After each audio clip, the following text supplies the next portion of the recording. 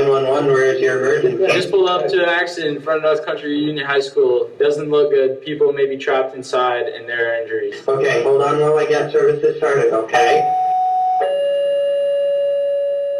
State Police, the Newport Ambulance, respond to 209 Veterans Avenue for one motor vehicle accident with unknown injuries and unknown number of patients. There is entrapment. State Police off. Newport 2 State Police acknowledging and in Newport Fire Department acknowledging en route. 10-4 acknowledging en route. So what you just heard was a 911 call placed for the event that you see unfolding in front of you. I'm Phil Brooks. I'm the Chief Deputy of the Orleans County Sheriff's Department. I'm going to talk through it today, explain a little bit of what's going on, talk about some stats and what you're looking at, what's happening. With fire departments and ambulances in the area, most of them are volunteer. The ambulances locally have a staff 24 hours a day.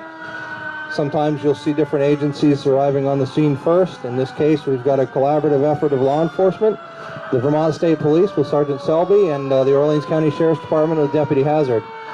They've arrived on scene. The first thing they're going to do is to probably assess the scene for any hazards. We know fire and rescue are coming, so we'll let them get in and start their roles. Given the nature of the call and the incident, and you heard the dispatch, there was unknown injuries, one vehicle when in fact there's two. The dispatcher has sent a multitude of resources.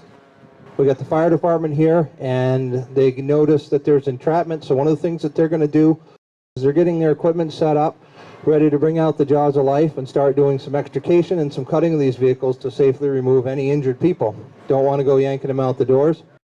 Sergeant Selby from the State Police over here has one of the drivers out of the vehicle. He's talking with them now. One of the things as a possibility that he's screening them for is for alcohol. So he's going to do some dexterity tests and some tests to find out if maybe he's been drinking, and if ultimately that might have some effect on what happened here or the cause of what happened here. Part of today's presentation is to increase your awareness regarding the risks associated with alcohol and drug use while driving.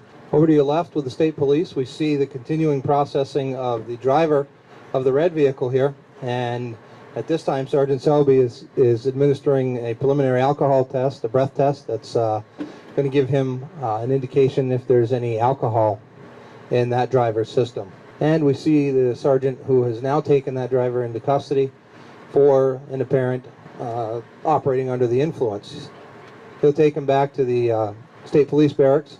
You'll see here in front of me that the Newport Police Department is conducting the accident investigation. Some of the things that they do as part of the investigation: measure, make a diagram of the scene, photographs of the scene, so that this scene later on in court, because there is a criminal charge out of this, can be recreated, at least on paper. What we have in the vehicle here in the SUV in front of you is we have what appears to be a death involved in this crash. That's going to elevate the investigation. It's going to look at all aspects of any criminal wrongdoing that may have been involved here, such as the DWI or DUI charge. And now that this is elevated to a crash that involves a fatality, there's a few more steps that will be involved. In 2015, a youth risk behavior survey was completed, and it was completed by all students in Vermont. Some of the county population, or some of the county stats over the entire state, the number of students who admitted to drinking alcohol within the past 30 days was 30%. Orleans County was 34%. Statistically speaking, Orleans County has a higher teen rate use of alcohol than the rest of the state. Keeping that in mind, when this weekend rolls around and your prom rolls around and the other high school in the county, their prom rolls around, keep that in mind. Keep this in mind of what you see in front of you. Another event that we have happening as part of this incident is off to your left. You'll see a black van. I'm sure everybody can venture to guess what that black van is and what it's here for. At this time, the somber moment of having a funeral director or employees from the funeral home, firemen, police officers, any emergency service personnel, this is one of the hardest parts of their job. Well, it is part of the job. It's not something that we like to see every day, and picking up a body of a dead teenager out of a car is not the most pleasant thing. Again, the lives that this affects are many. We've got friends, family, the community in general. They're all affected when you have the death of a teenager, the death of anyone. See this picture right here next to me? That's my daughter. 2 years ago, we had to bury her because of this. It is not worth it. The hole in my heart will never be closed because I buried my daughter. You guys don't realize when you get behind the wheel of a car or anything, what you're going to be doing when you drive down that road.